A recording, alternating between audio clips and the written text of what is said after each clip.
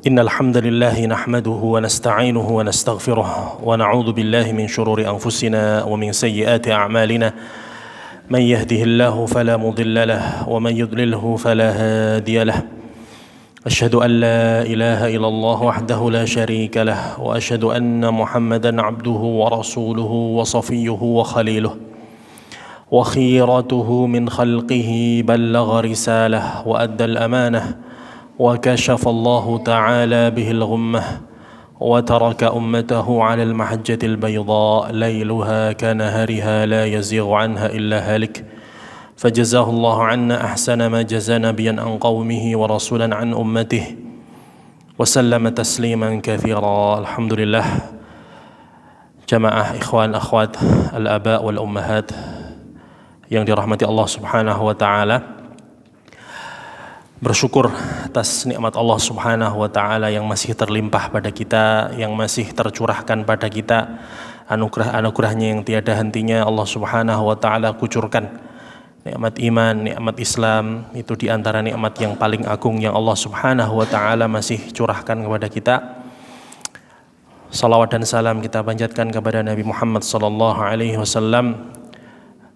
Beliaulah mata air ilmu, beliaulah mata air hidayah, beliaulah yang sebab beliau kita mengenal iman, kita mengenal Islam, kita mengenal Allah Subhanahu wa taala. Jasanya sungguh tak terhitung, jasanya sungguh sangat besar bagi kehidupan kita sebagai seorang manusia, dalam kehidupan kita sebagai seorang muslim. Dan tentu kehidupan dunia ini adalah kehidupan kita menjalani kehidupan sebagai seorang muslim yang semoga kita mampu menjalankannya dengan sebaik-baiknya sehingga kita menjadi golongan yang mendapatkan syafaat beliau di hari kiamat kelak. Jamaah rahimani wa rahimakumullah. Alhamdulillah, hari ini kita kembali lagi bermujalasah, bermuajahah, bertatap muka dalam majelis ilmu, dalam majelis iman, dalam majelis duduknya kita di sini untuk menambah iman, menambah ilmu, menambah taqarrub, mendekatkan diri kepada Allah Subhanahu wa taala. Kembali juga kita akan membahas lembaran-lembaran sirah Nabi, mengambil pelajaran darinya, mengambil inspirasi yang bisa kita ambil untuk kita amalkan dalam kehidupan kita. Terlebih di bulan ini, di bulan Rabiul Awal ini adalah bulan yang layak untuk kita itu merenung atas nikmat Allah kepada kita, di mana Allah Subhanahu wa taala utus seorang nabi, di mana di bulan ini Allah kirim ke atas dunia ini Nabi Muhammad sallallahu alaihi wasallam, karena di bulan ini beliau lahir, di bulan ini beliau turun. Allah munculkan ke atas muka bumi ini adalah nikmat Allah, hadiah dari Allah yang paling agung untuk kita sebagai seorang manusia. Maka di antara bentuk syukur kita atas adanya Nabi, bentuk syukur kita atas nikmat Rasulullah Sallallahu Alaihi Wasallam yang diutus kepada kita adalah menggali hidayah, menggali sunnahnya, menggali ajaran-ajarannya, menggali bagaimana jalan hidupnya. Dari situ kita mengetahui ajaran-ajaran yang beliau ajarkan. Dari situ kita bisa mengambil ibrah, pelajaran. Dari situ kita bisa mencontoh, karena memang Nabi itu diutus oleh Allah Subhanahu wa taala sebagai uswatun hasanah, contoh yang terbaik, role model yang paling utama bagi manusia. Wa ma arsalnaka illa rahmatan lil alamin, dan tidaklah kami utus engkau melainkan sebagai rahmat atas semesta, atas alam raya ini. Jamaah rahimani wa rahimakumullah. Hari ini insyaallah kita akan membahas fase sejarah di mana Nabi sallallahu alaihi wasallam diutus, diangkat menjadi rasul, diangkat menjadi nabi sampai beberapa tahun setelahnya, di mana Nabi Shallallahu Alaihi Wasallam memerintahkan para sahabat untuk berhijrah ke kota Habasyah, ke kota Ethiopia. Tapi sebelum kita masuk dalam rincian timeline urutan sejarah maupun pelajaran yang akan diambil, saya ingin membuat peta pembahasan kita malam ini, bahwa yang akan kita bahas malam ini sebetulnya tidak lebih dari bagaimana Nabi Shallallahu Alaihi Wasallam mengajarkan seorang muslim itu menggunakan aktivitas hidupnya.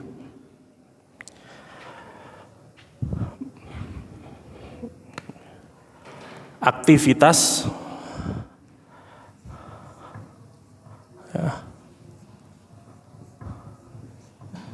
aktivitas hidup seorang muslim.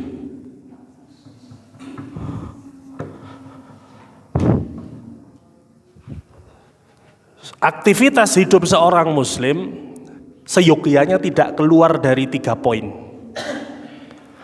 Yang pertama adalah aktivitas iman.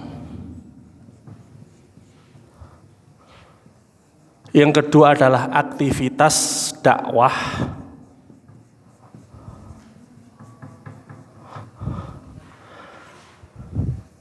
Yang ketiga adalah aktivitas hijrah.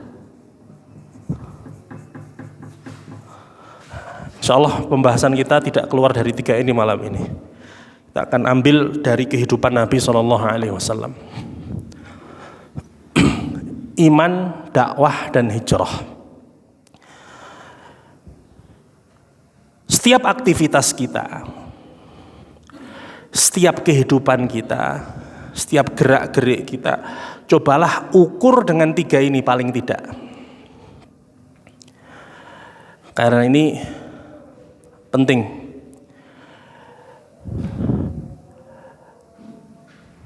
Di antara 3 ini Allah menyebutkan 2 hal, iman dan dakwah, itu dalam, atau Nabi SAW dalam sebuah riwayat mengatakan, ini dinukil oleh Imam Nawawi Al-Banten, Syekh Nawawi Banten dalam kitabnya Nasaihul Ibad. Beliau menukil sebuah riwayat di mana Nabi SAW bersabda, khoslatani la syai'a anfa'a minhuma. Ada 2 hal yang tidak ada yang lebih baik daripada 2 ini dalam kehidupan seorang manusia. Qala al-imanu billah wan naf'u lil muslimin. Tidak ada hal yang lebih baik dari 2 ini. Apa itu? Yang pertama, beriman kepada Allah Subhanahu wa taala. Yang kedua, an-naf'u lil muslimin, memberi kebermanfaatan kepada umat Islam, kepada sesama muslim, pada manusia lebih luasnya. Iman sebagaimana tertulis, memberi kemanfaatan kepada sesama muslim, bisa kita maknai sebagai dakwah. Karena dakwah, dengan kita berdakwah mengajak orang kepada iman, mengajak orang kepada ilmu, mengajak orang kepada hal yang lebih baik, yang mendatangkan ridha Allah, tentu itu akan menjadi manfaat bagi mereka. Dan caranya pun bermacam-macam, ya, dengan kita sosial, dengan ilmu, ya, dengan berbagai macam kegiatan. Kemudian aktivitas hijrah tidak lain adalah aktivitas senantiasa menjauhi dosa, menjadi dan mengejar kepada hal yang lebih baik. Selalu berpindah kepada atau merubah diri kita kepada aktivitas yang lebih baik, menjadi diri kita yang terbaik.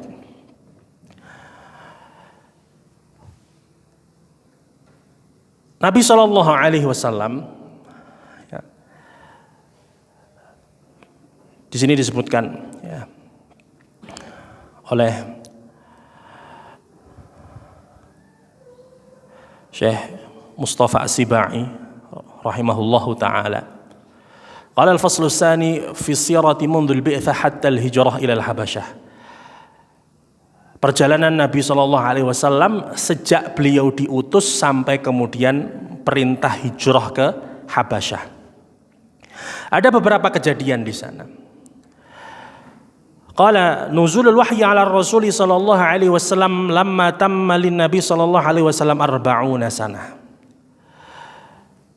Aktivitas iman di dalam diri Nabi sallallahu alaihi wasallam itu muncul sebetulnya mulai umur-umur mendekati 40.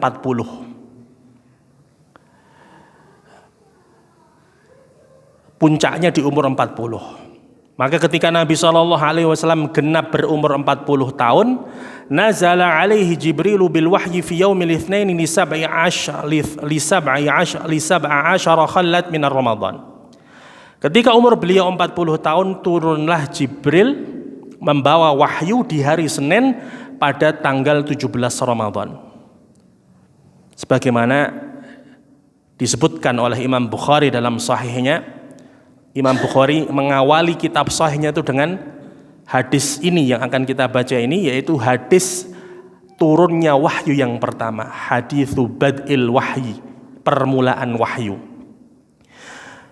Di situ kita akan mengenal pertama kali Allah Subhanahu wa taala menurunkan Al-Qur'an menjadi sebuah aktivitas keimanan yang bisa dibilang pertama bagi Nabi Shallallahu Alaihi Wasallam dengan turunnya wahyu, turunnya iman, karena Allah Subhanahu Wa Taala mengenalkan dirinya ini dengan turunnya wahyu yang pertama ini. Bagaimana ceritanya? Qala awwalu ma bada'a bihi Rasulullah Shallallahu Alaihi Wasallam ar-ru'ya salihah fin naum. Sebelum betul-betul turunnya Jibril secara nyata, awal-awal wahyu turun kepada Nabi Shallallahu Alaihi Wasallam itu dalam bentuk mimpi ketika beliau tidur. Fakana la yara ru'yan illa ja'at mithla falaqis subhi. Nabi di umur-umur mendekati 40 itu sering bermimpi, tidaklah beliau bermimpi itu kecuali mimpinya itu seperti semburat ufuk pagi ketika menjelang matahari terbit. Ya. Tsumma hubbiba ilaihil khala. Mendekati umur 40 Nabi itu diberikan ilham di dalam hati beliau senang menyendiri. Senang menyendiri, senang bertahanuf. Tahanuf ini beliau sering menyendiri beberapa malam ya, di tempat yang sunyi. Di sana beliau banyak bertafakur. Fakana la yakhlu bi ghairi hira'in yatahannatsu fihi. Maka sampai beliau itu akhirnya memilih gua Hira untuk beliau bermalam beberapa malam, bertahannuts di sana, bertafakur beberapa malam qabla ayyang zi'a ila ahli, sebelum nanti pulang, wa yatazawwadu lidzalik, ngambil bekal lagi, kembali lagi kemudian. Ya, begitu kegiatan beliau. Hatta ja'ahul haqq wa huwa fi ghari Hira, sampai betul-betul turunnya wahyu yang dibawa oleh Jibril di gua Hira itu. Jadi gua Hira itu adalah gua yang terletak di atas gunung Jabal Nur, yang gua ini kalau ditarik garis lurus dari pintu guanya langsung menghadap ke Ka'bah. Ya, Nabi entah mendapat dorongan dan ilham dari Allah, suka melakukan aktivitas itu tahun-tahun mendekati umur beliau yang ke-40. Terutama di umur beliau yang 40 ini puncaknya. Faja'al malaku faqala lahu iqra, faqala ma ana biqari, qala fa akhadhani faghattani hatta balagha minni al-juhda thumma arsalani faqala iqra, faqultu ma ana biqari, fa akhadhani faghattani thaniyata hatta balagha minni al-juhda thumma arsalani faqala iqra, faqultu ma ana biqari, fa akhadhani faghattani thalithata thumma arsalani faqala iqra bismi rabbikal ladzi khalaq. Sampai datang kejadian yang sering kita dengar ceritanya itu, di mana turun malaikat Jibril ya, kemudian mendekap Nabi SAW, kemudian mengatakan iqra, bacalah wahai Muhammad, aku tidak bisa membaca. Didekap lagi yang kedua, bacalah wahai Muhammad, ma ana biqari, aku tidak bisa membaca. Hingga yang ketiga kali ma ana biqari'. Tapi kemudian Jibril membacakan dan mentalqinkan bacaan surah Al-Alaq dari ayat 1 sampai ke 5. Iqra bismi rabbikal ladzi khalaq, khalaqal insana min 'alaq. Iqra wa rabbukal akram alladzi 'allama bil qalam, 'allamal insana ma lam ya'lam. Ini aktivitas iman pertama Nabi SAW, di mana menjelang hari-hari itu beliau sering bertafakur, sering berta'abbud, menyendiri, merenungi keadaan kaumnya yang telah melakukan hal-hal yang sebetulnya menurut fitrah dan jiwa seorang manusia itu sudah banyak hal yang tidak beres. Karena bagaimana Nabi itu memang memiliki hati yang bersih, hati yang jernih. Pada puncaknya ketika melihat kegalauan masyarakat ini sudah mencapai puncaknya, kezaliman, penyelewengan, kemudian juga fitrah mereka dalam beribadah itu kok enggak beres. Ya, Nabi SAW mulai menanyakan dalam dirinya itu tentang hakikat kehidupan ini, sehingga sampai pada kejadian turunnya surat Iqra ini. Maka ketika kejadian itu setelah kejadian itu Nabi SAW dengan badan yang masih menggigil, ya, ketika selesai diberikan wahyu kepada beliau, segera beliau turun dan pulang ke rumahnya menemui istri beliau yaitu Sayyidah Khadijah atau Khadijah bintu Khuwailid. Masuk ke rumahnya dengan badan yang menggigil ini, Nabi SAW mengatakan, zammiluni, zammiluni, zammiluni, selimuti aku wahai Khadijah, selimuti aku. Fazammalahu hatta dhahaba ar-raw'. Maka diselimuti oleh istri beliau Khadijah sampai kemudian badannya menghangat dan rasa takutnya mulai hilang. Ya. Faqala li Khadijah wa akhbaraha al-khabar. Maka Nabi pun setelah tenang menceritakan apa yang terjadi sambil Nabi berucap, laqad khasyitu ala nafsi, wahai istriku, aku sungguh khawatir, takut apa yang telah menimpaku ini. Aku didatangi sesosok makhluk yang belum pernah aku lihat sebelumnya. Aku khawatir jangan-jangan aku mau celaka, jangan-jangan aku akan mengalami hal-hal yang buruk. Tapi bagaimana seorang Khadijah ini, istri yang begitu luar biasanya. Beliau memang sejak awal pernikahan begitu mengagumi Nabi, begitu takzim kepada Nabi, sangat taat kepada Nabi SAW, pada Rasulullah. Begitu setianya beliau dan begitu besar kebaikannya bagi Nabi SAW. Apalagi ketika sejak awal beliau menikahi Rasulullah ini sudah melihat dan mengakui akhlak Nabi. Maka yang dikatakan Khadijah, seorang istri, beliau nggak ikut khawatir, nggak malah ikut wedi, nggak malah ikut takut. Ya, biasanya kan ibu-ibu malah lebih heboh nih daripada suaminya ketika ada hal-hal yang mengerikan.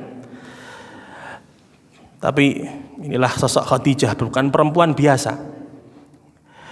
Apa kata Khadijah? Kalla wallahi la yukhzikallahu abada. Tidak. Tenanglah wahai suamiku. Enggak mungkin kamu bakal celaka. Allah enggak bakal pernah menyia-nyiakan dirimu. Kemudian disebutkan kebaikan-kebaikan suaminya untuk memberikan ketenangan, untuk memberikan ketentraman. Apa kata Khadijah? Innaka la tasilur rahim. Sesungguhnya engkau adalah orang yang paling suka menyambung tali silaturahim. Wa tahmilul kal. Engkau suka membawa beban orang yang lemah. Wa taksibul ma'dum, menolong orang fakir. Wa tuqrid dhaif, engkau suka memuliakan tamu. Wa tu'inun ala nawaibil haq, dan engkau suka menolong urusan-urusan kebaikan.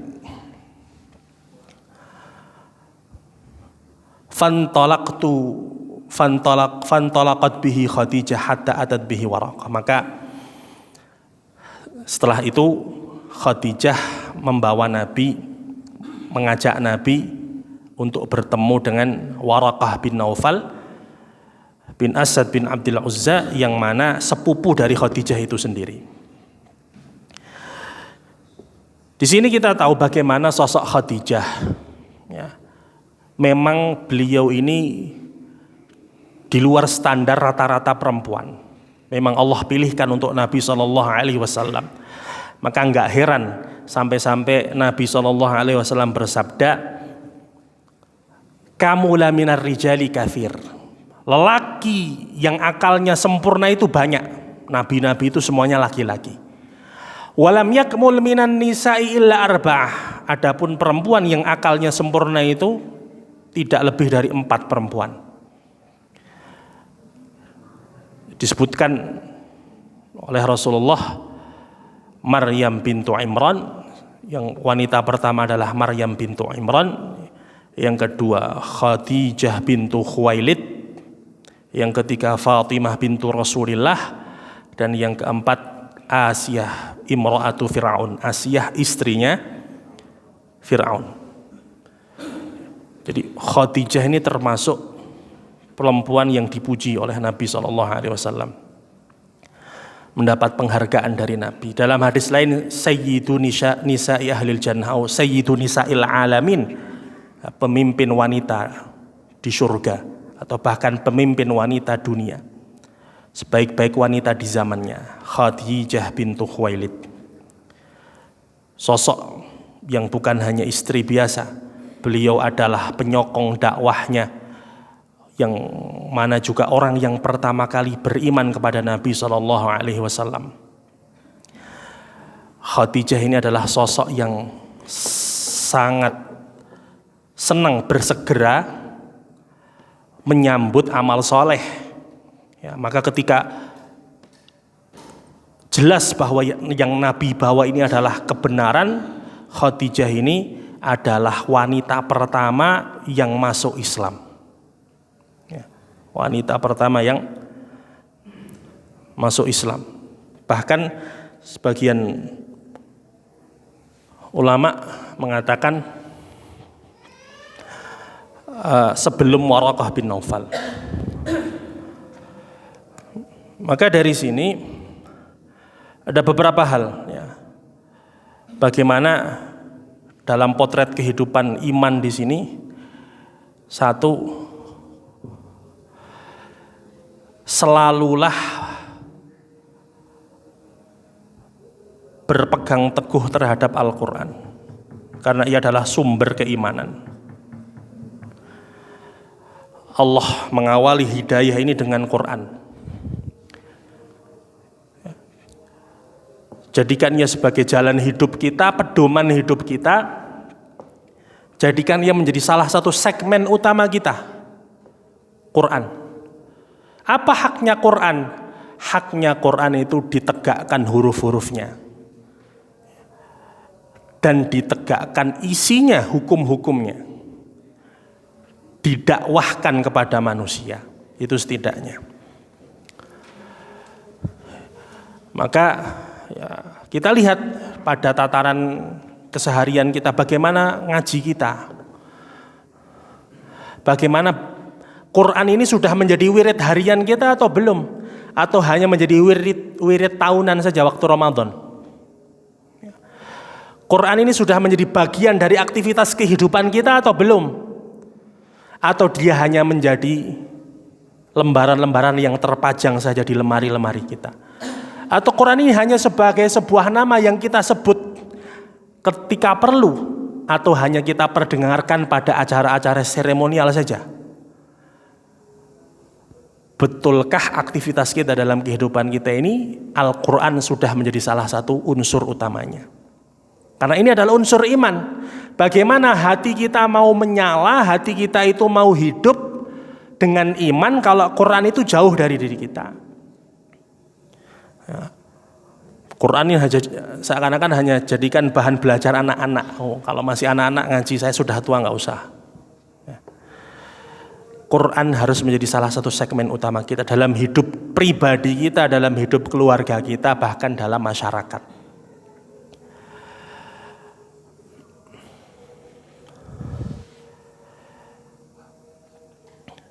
Kemudian Yang kedua,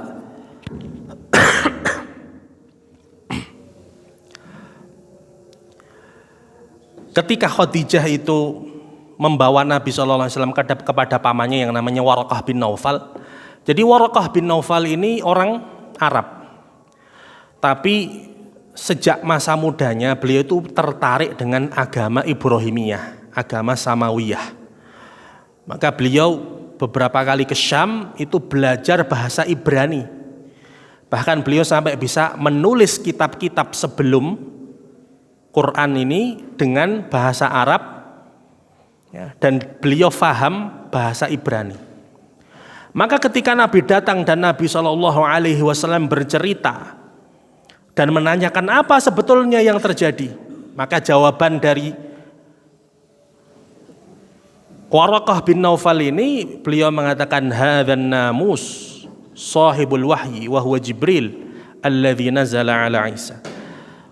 Yang datang kepadamu itu adalah namus yang disebutkan dalam Injil dan Taurat, yang mana mereka juga turun kepada Musa. Maka ya laitani fiha jaz'a, seandainya saja aku masih pada usia muda, id akhrajaka qaumuk, ketika nanti kaummu bakal ngusir kamu. Maka Nabi heran, awamukhrijiyahum, apakah kaumku bakal ngusir saya? Salah apa saya? Selama ini keadaannya baik-baik saja, orang-orang pada percaya sama saya nggak ada masalah sama orang-orang. Maka kata Waraqah, nggak ada satupun orang yang mendapatkan sesuatu yang kamu dapatkan itu kecuali mereka bakal diusir sama kaumnya sendiri. Maka Nabi sampai hari itu masih bertanya-tanya apa yang bakal terjadi. Tapi qadarullah, Waraqah bin Naufal ini nggak hidup lama.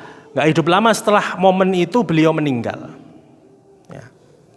Inilah, kadang nggak semua orang itu dikasih rezeki dapat amal soleh. Nggak semua orang itu dikasih rezeki iman. Maka mahalnya iman itu sendiri. Bahkan paman beliau sendiri, Abu Thalib, sangat baik sekali kepada beliau. Pernah Nabi itu diintimidasi, bahkan didorong, dan secara politik itu ditekan, tapi pamannya yang mana seorang pembesar Quraisy itu melindungi beliau.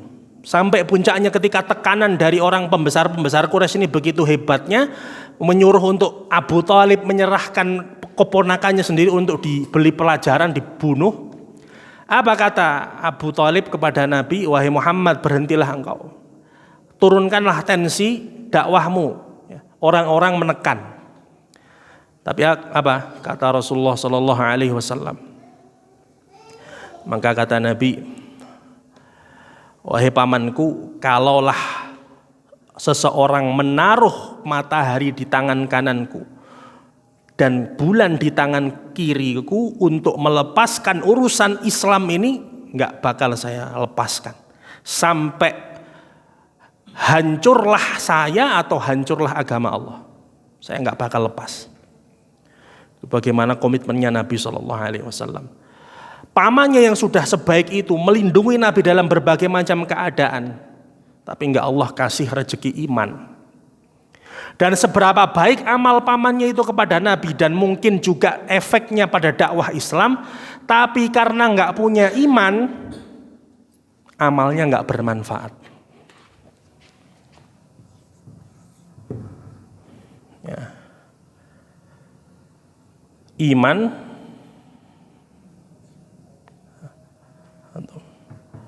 amal tanpa iman nggak ada. Mau sebaik apapun amal seseorang di muka bumi ini, kalau dia nggak ada imannya dalam hati,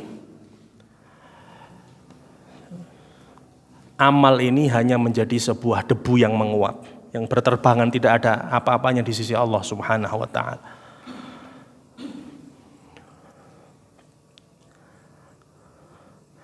Aktivitas iman selalu ada dalam diri Nabi Shallallahu Alaihi Wasallam. Ya.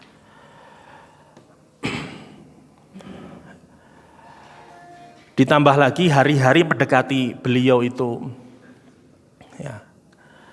Jadi ada masa-masa di mana setelah wahyu ini turun, wahyu itu berhenti. Ada yang mengatakan antara 6 bulan sampai 3 tahun.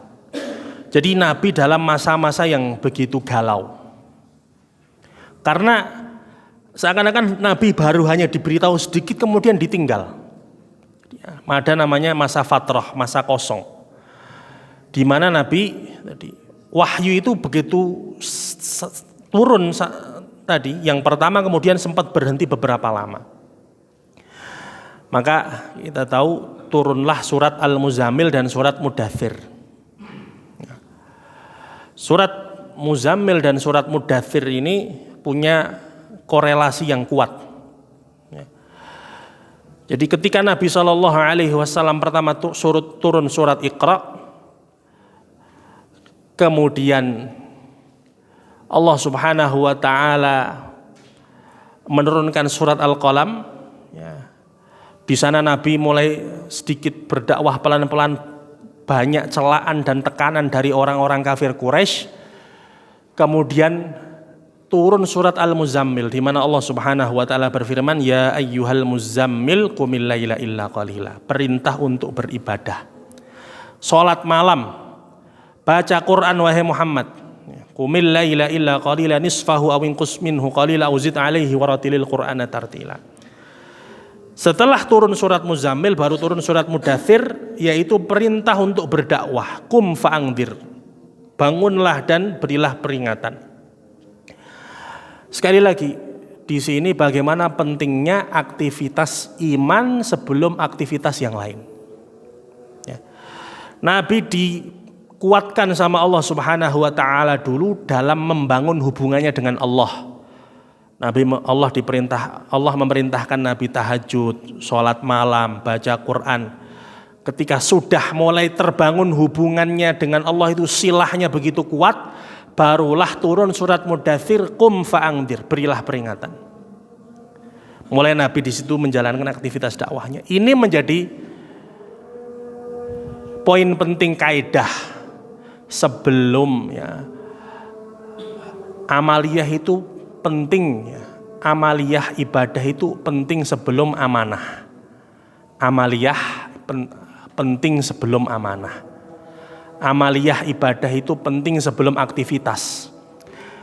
Kuatkan dulu hubungan kita dengan Allah sebelum kita berhubungan dengan manusia.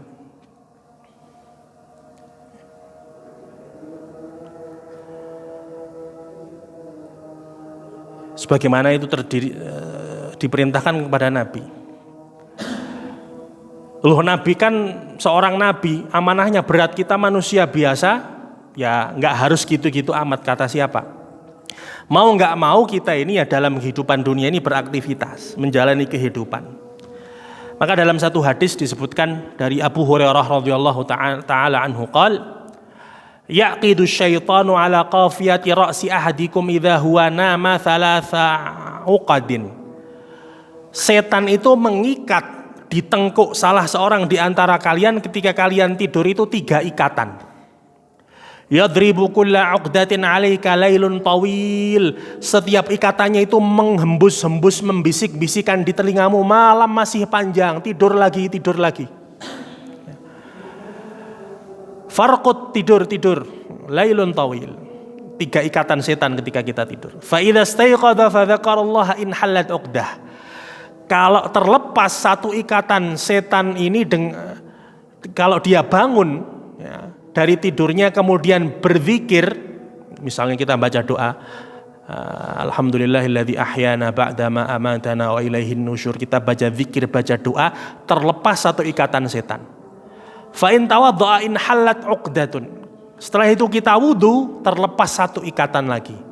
Fa in shalla, setelah wudu kita salat malam, terlepas satu ikatan lagi.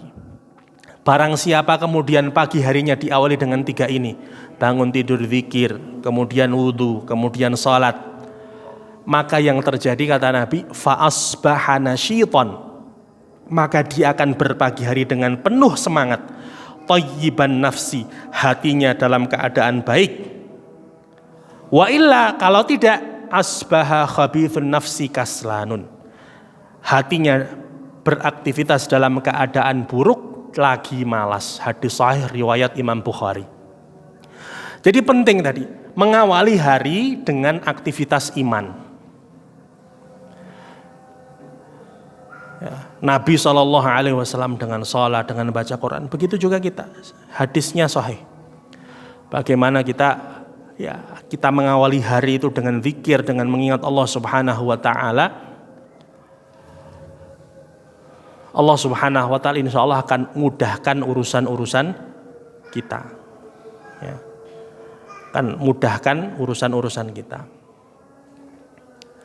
Ya. Jadi mulailah hari dengan ibadah, mulailah hari dengan aktivitas iman. Bahkan dalam hadis lain disebutkan, barang siapa dia bangun tidur, kepikirannya langsung dunia. Ya. Barang siapa bangun tidur, kepikirannya langsung dunia. Ya. Man asbaha minkum wa dunya hammuhu. Hamnya itu, pikirannya itu dunia. Syattatallahu amrah, Allah akan berantakkan urusannya. Allah akan morak-marikkan urusannya, dan dia tidak akan mendapatkan dari dunia ini kecuali yang ditakdirkan sama Allah. Sudah mikir capek-capek, buang keringat, ternyata dapatnya segitu juga, nggak lebih daripada yang dikasih sama Allah. Tapi barang siapa berpagi hari dan semangatnya ini adalah akhirat, jama'allahu amrah, Allah akan rapikan urusannya. Allah Subhanahu wa taala akan mudahkan kehidupannya, dan Allah akan wala ya'ti dunya illa raghimah. Dunia akan didatangkan Allah kepadanya dalam keadaan hina, tunduk. Maka ini penting awali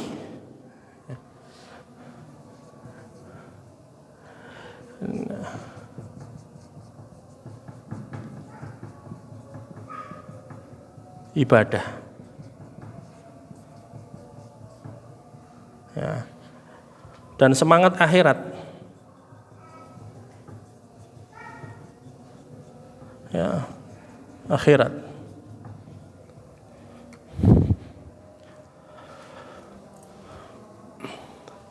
Ini bagaimana kehidupan kita jangan lepas dari aktivitas iman. Bagaimana dengan aktivitas dakwah?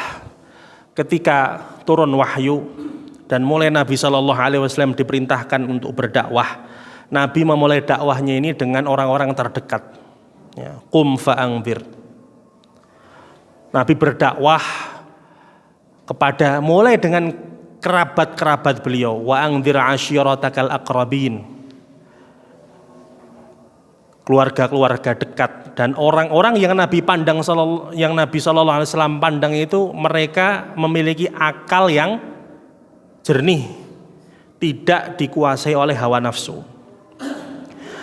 Nabi memulai dakwah ini dengan dakwah sirriyah, dakwah terbatas, dakwah sembunyi-sembunyi. Kenapa? Sesuatu yang mempunyai semangat perbaikan, islah jangka panjang dan gerakan besar, itu mesti akan mendapatkan penentangan yang hebat. Makanya Nabi diperintahkan sama Allah itu tidak langsung memulai langsung babat alas, gerakannya itu langsung besar. Nabi memulai dari gerakan kecil. Tujuannya apa? Membangun qaidah sholabah, membangun tim utama yang solid. Maka Nabi itu baru mulai dakwah secara terang-terangan diceritakan ketika umat Islam sudah lebih dari 30 orang. Itu baru Nabi mulai membangun dakwah itu lebih luas. Tapi dimulai dari dakwah sirriyah. Ini jadi pelajaran bagi siapapun ingin membuat program kebaikan, mulailah dari orang sedikit dulu. Menyolidkan tim yang sedikit dulu dalam aktivitas sosial, dakwah, pendidikan, apalagi ini punya gerakan islah, perbaikan yang semua orang ini bakal kena. Kalau kita sendiri langsung frontal, ini akan hilang. cepat hilangnya. Nah, maka pelajaran dari Nabi bagaimana beliau memulai dakwah dari orang-orang terdekat. Di antaranya tadi dimulai dari istri beliau sendiri, dimulai dari sahabat terdekatnya Abu Bakar As-Siddiq, sepupunya sendiri Ali bin Abi Thalib, budaknya sendiri Zaid bin Harithah, ya. Kemudian baru kerabat-kerabat dekat. Menunjukkan juga apa? Orang yang paling berhak mendapatkan kebaikan dari kita pertama kali adalah keluarga dan kerabat. Jangan sampai kita salah, orang lain dulu baru keluarga. Ya. Dakwah kebaikan, ya. Manfaat. Ini manfaat kebaikan. Ya. Kata Nabi SAW, khiyarukum li ahlihi. Sebaik-baik di antara kalian adalah yang baik untuk keluarganya, yang baik dalam berperilaku kepada keluarganya. Ya. Maka sodakoh saja, itu kalau kepada keluarga dan kerabat itu pahalanya 2. Pahala silaturahmi dan pahala sodakoh. Menunjukkan qorobah, kedekatan itu punya hak lebih besar. Maka Islam memandang itu juga. Mulai dari kebaikan yang paling berhak mendapatkan kebaikan dari kita, mulai dari keluarga. Ya. Tadi apa? Membuat tim utama yang solid. Sedikit dulu orang, baru Nabi SAW kemudian meluaskan dakwah beliau.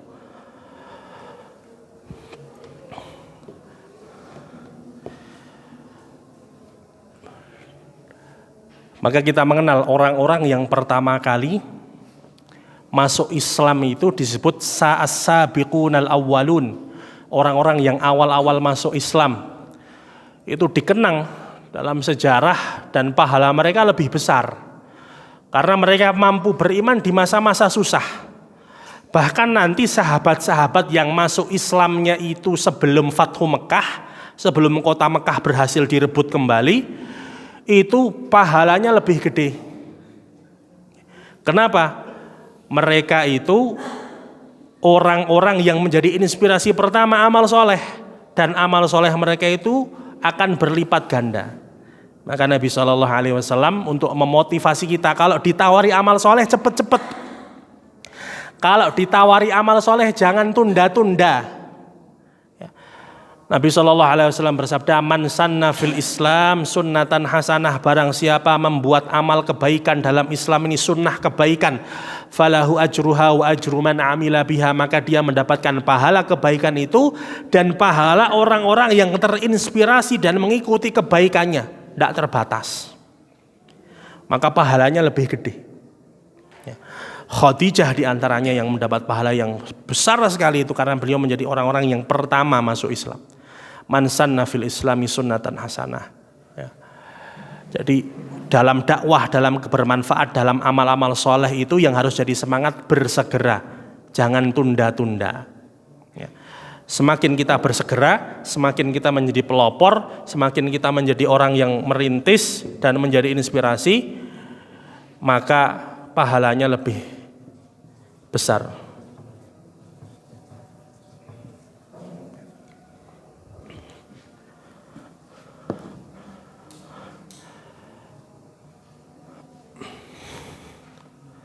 Nabi SAW mengatakan badiru bil amal, cepat-cepat, kalau beramal itu cepat-cepat. Ya. Karena zaman itu cepat berubah, akan datang fitnah.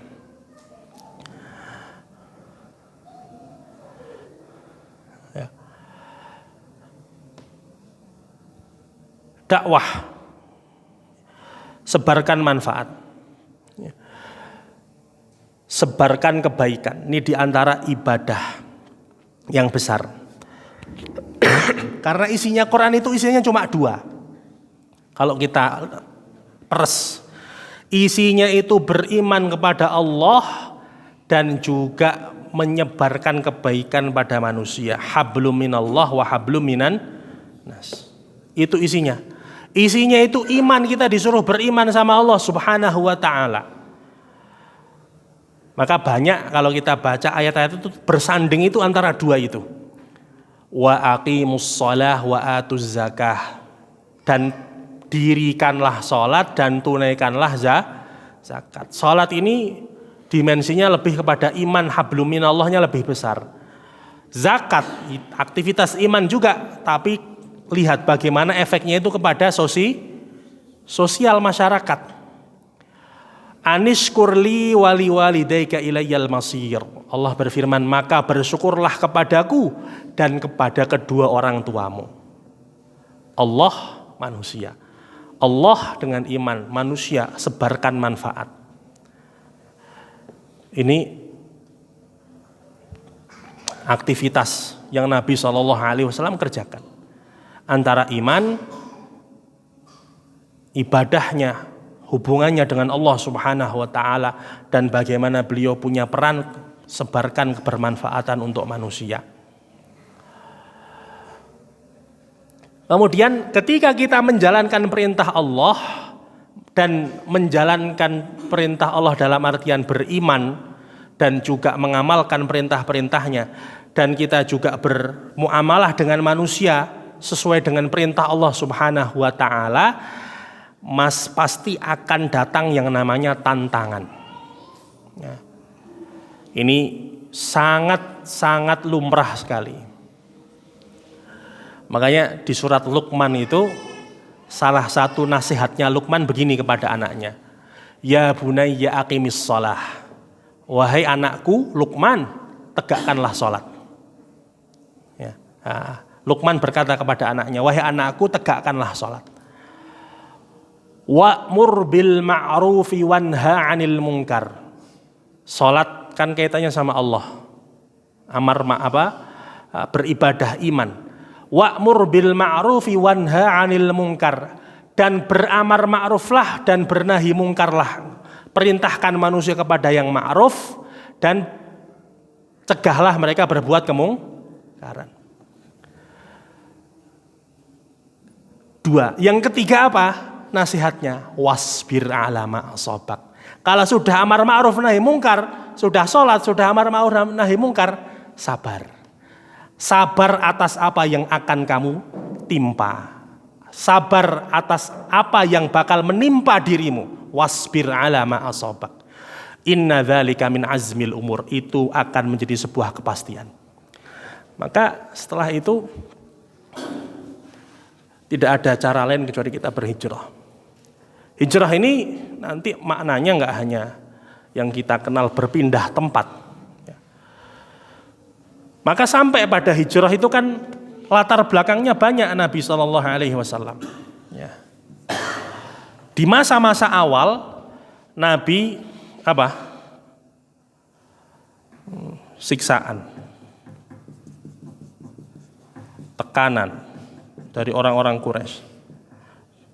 Pertama-tama masih tekanan saja ya, malah tekanan. Orang-orang Quraisy, pembesar Quraisy itu mulai gerah dengan tindak tanduk Nabi yang mulai mencela berhala-berhala. Orang-orang mulai nggak mau lagi diajak beribadah, sujud kepada berhala.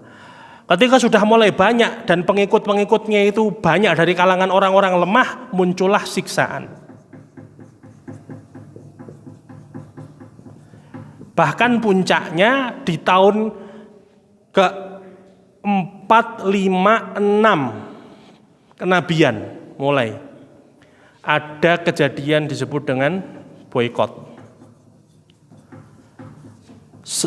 Seluruh rumpun kabilah Nabi dari Bani Hashim dan Bani Muthalib itu diboikot dalam perdagangan, pernikahan, dan dalam pergaulan selama 2 tahun. Mereka dikucilkan sehingga mereka mengungsi di satu lembah namanya celah lembah Abu Thalib. Di sana Bani Hashim, padahal Bani Hashim ini sebagiannya ya kafir juga.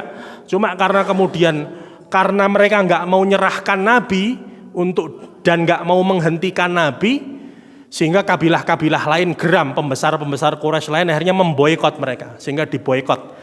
Ini masa-masa yang berat. Pokoknya ada perjanjian boikot di mana tertulis boikot ini berlangsung selama tulisan ini masih ada. Sehingga tulisannya itu digantung di dalam Ka'bah selama 2 tahun. Akhirnya Allah kirimkan rayap untuk memakan kertas itu, memakan pelepah daunan itu yang ditulis di atasnya perjanjian itu, hingga akhirnya boikot ini pun selesai. Di sini masa-masa yang berat karena diceritakan sampai umat Islam ketika itu makan dedaunan dan rerumputan yang tumbuh di sekitar lembah Syi'ab Bani Abi Thalib. Ini adalah sebuah keniscayaan ketika orang beriman dan melaksanakan aktivitas dakwah dan kebermanfaatan untuk orang, untuk manusia. Disebutkan dalam surat Luqman, min azmil umur, sebuah kepastian. Aqimis shalah wa'mur bil ma'ruf wanha 'anil munkar. Ketika sudah sholat, iman, amar ma'ruf nahi munkar, perintahnya sabar. Wasbir ala ma asabak, sabar atas apa yang akan menimpa dirimu. Itu adalah sebuah kepastian. Maka disinilah kita harus punya aktivitas hijrah. Konsekuensi dari iman, konsekuensi dari dakwah itu mesti hijrah. Kalau orang beriman dan berusaha berdakwah menyebarkan iman dan kebaikan yang dia miliki, kok nggak ada konsekuensi hijrahnya, mesti ada yang salah. Hijrah ini maka dibagi jadi 2. Ada hijrah dalam artian maknawi, ada hijrah dalam artian makani atau hissi. Makan itu tempat, maknawi ini secara makna. Hijrah makani kita mengenal di puncak-puncak tekanan, siksaan, dan ancaman pembunuhan, bahkan ketika umat Islam tidak mampu lagi mempertahankan syiar ibadah dan keimanannya, maka Allah perintahkan pindahlah tempat. Maka ketika berat masa awal di Mekah, akhirnya Nabi puncaknya memerintahkan sahabat untuk hijrah. Pindahlah kalian ke Habasyah, ke Ethiopia, karena di sana ada seorang raja yang tidak mendolimi siapapun yang datang kepadanya. Maka fase awal kita kenal di tahun keempat kenabian ini, hijrah beberapa sahabat ke Habasyah, ke Ethiopia. Di puncaknya di tahun ke-13 juga ketika tekanan semakin berat, Nabi akhirnya memerintahkan hijrah ke Madinah. Intinya adalah meninggalkan tempat buruk menuju tempat yang baik untuk mempertahankan aktivitas iman kita. Ini secara tempat. Meninggalkan, kalau dalam konteks sejarah, negara kufur yang menekan kita untuk ibadah menuju negara Islam yang kita bebas menjalankan ibadah di sana.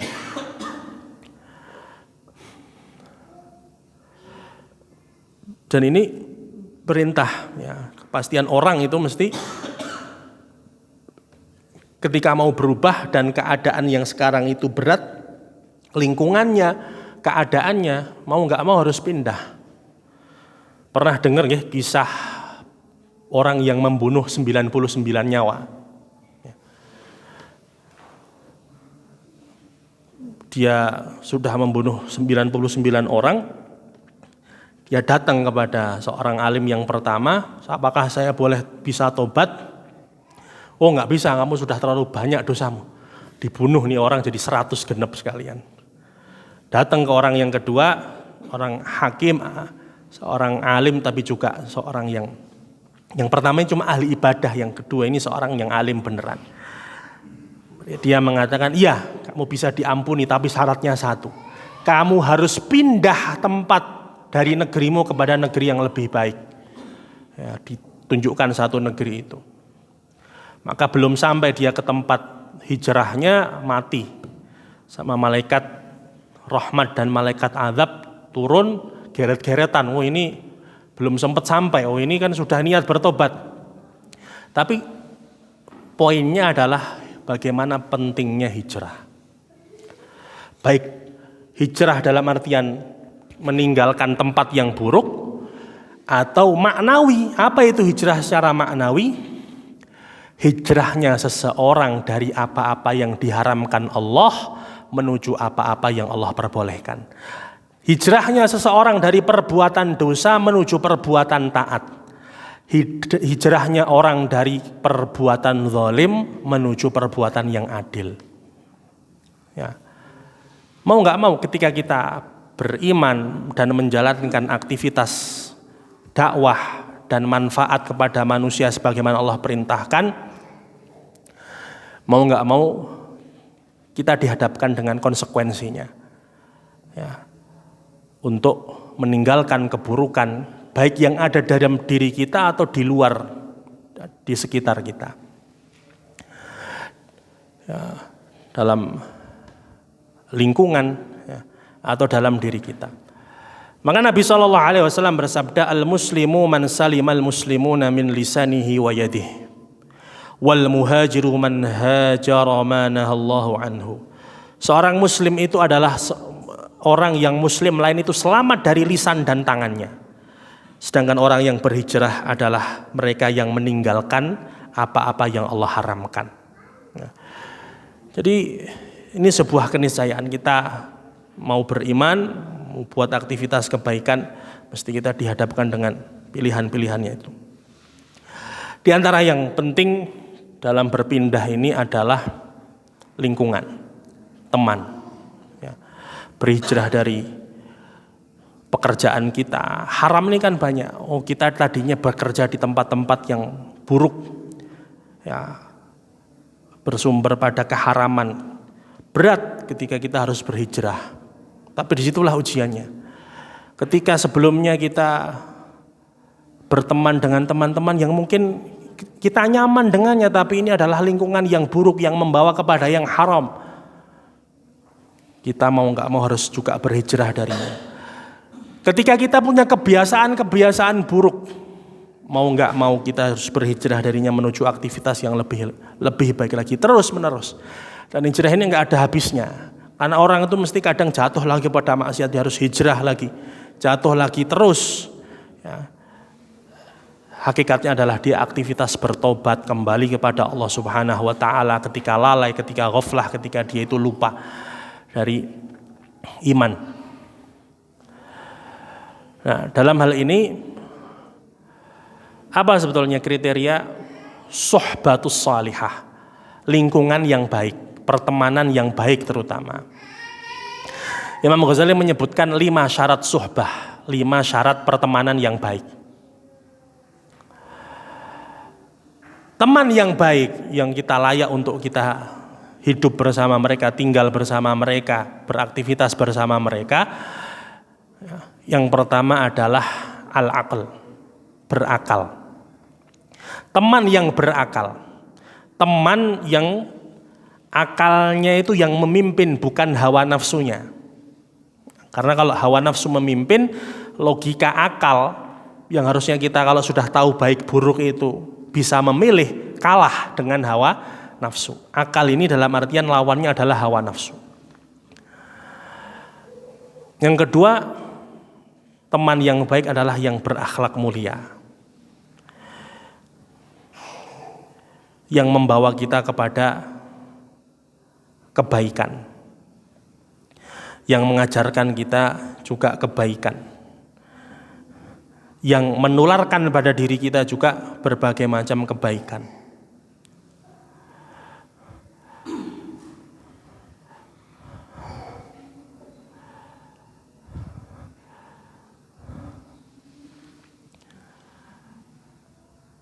Yang ketiga, as-shalah, kesolehan.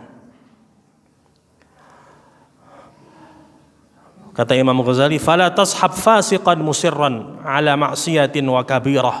Jangan kamu temani orang fasik yang dia itu sembrono terhadap dosa-dosa besar dan kemaksiatan. Karena barang siapa takut kepada Allah, dia tidak akan sembarangan melakukan dosa dan kemaksiatan. Wa man la yakhafullah la tu'man ghailatah. Dan barang siapa orang yang tidak takut sama Allah, bagaimana kita akan merasa aman dari keburukannya? bal yataghayyaru bitaghayyuril aghrad. Tapi orang yang tidak takut sama Allah, maka sungguh berbahaya sama kita, bagi kita, karena tentu kepentingannya akan mudah berubah sesuai dengan hawa nafsunya. Maka penting kesalehan, yang takut sama Allah. Yang keempat, carilah teman yang cintanya ini akhirat, bukan dunia.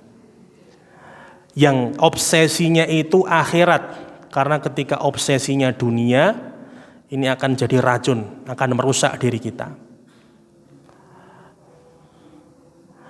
Akan menjadi tabiat yang meracuni diri kita. Kata Imam Ghazali, fala tashab harisan 'ala dunya, jangan engkau temani orang yang rakus dan obsesinya ini hanya dunia. Fasuhbatul harisi 'ala dunya summun qatil, karena berteman dengan orang yang rakus dan tamak terhadap dunia itu bagikan racun yang bisa membunuh.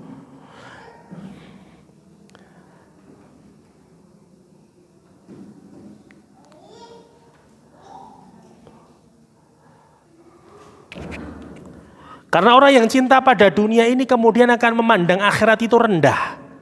Dan barang siapa memandang akhirat itu rendah, tidak memandang agama itu penting, tidak memandang takut kepada Allah itu penting, pada akhirnya akan menganggap sebuah kemaksiatan itu hal yang biasa. Dan ketika kita biasa melihat orang yang bermaksiat, berteman kepada orang yang gampang dan gampangkan kemaksiatan, dan kita sering melihat, maka akan timbul dalam diri kita itu merendahkan kemaksiatan dan membiasakan dan menormalkan kegiatan kemaksiatan. Ini yang mengerikan. Hanya kita normalisasi dengan dosa, normalisasi dengan keburukan. Yang kelima, orang yang layak dijadikan teman yang dekat adalah as-sidq, orang yang memiliki kejujuran. Ya. Karena hampir-hampir Nabi itu menafikan iman orang yang pembohong. Kata Nabi,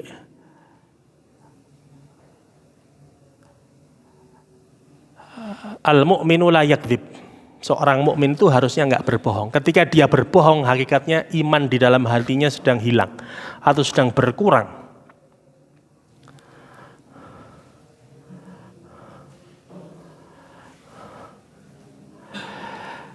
Kemudian beliau mengatakan, 5 ini carilah teman. Kalau enggak kamu dapati, dimanapun ya, di majelis-majelis ngaji, di pasar, di teman-teman circle-circle kita enggak ada, maka solusi pertama uzlah, menyendiri. Kalau zaman sudah begitu rusak sampai orang-orang tadi enggak ada.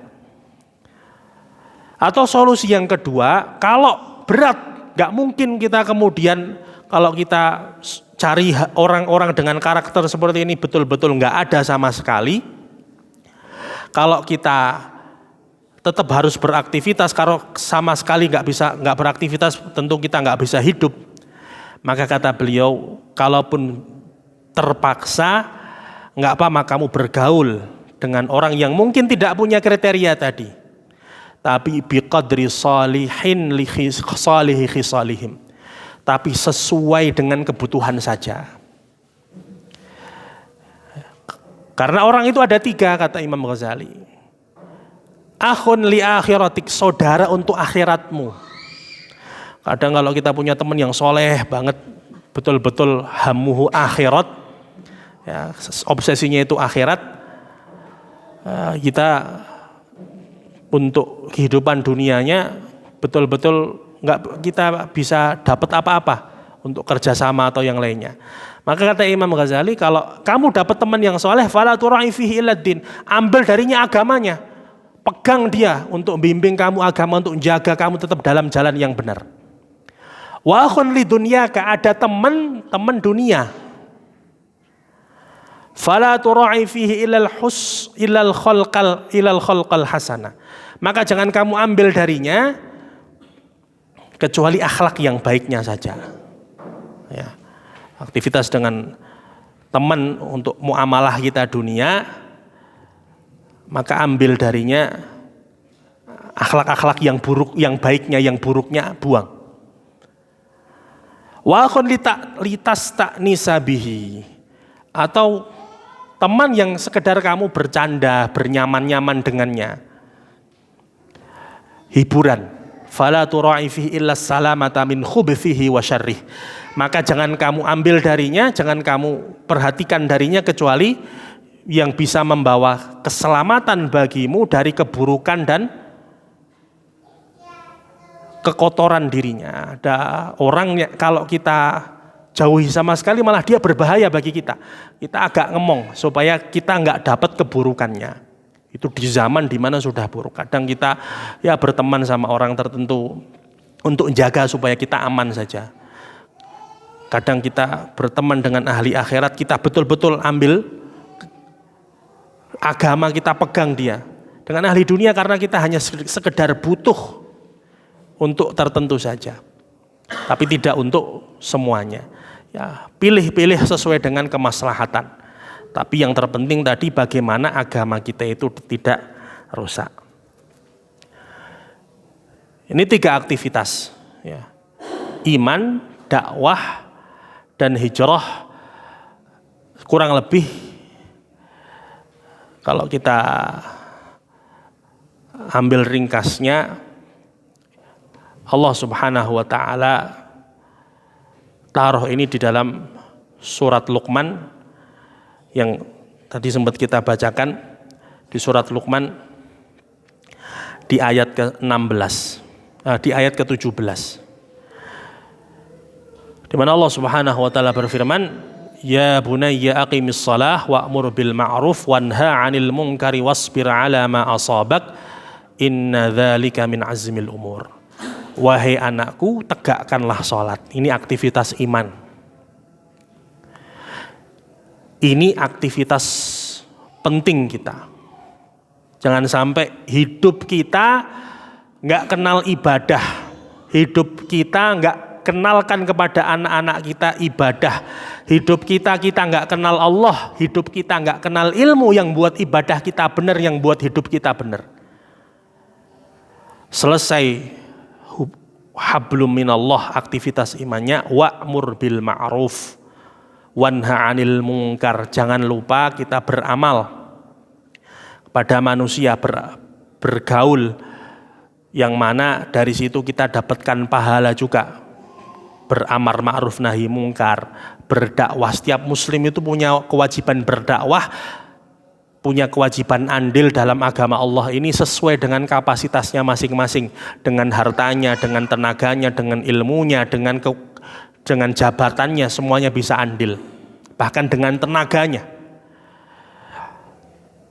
Kemudian ketika itu kita sudah jalankan iman, sudah jalankan dakwah, aktivitas hablum minan nas yang baik, yang memberikan kebermanfaatan kepada manusia, maka kita harus siap sabar.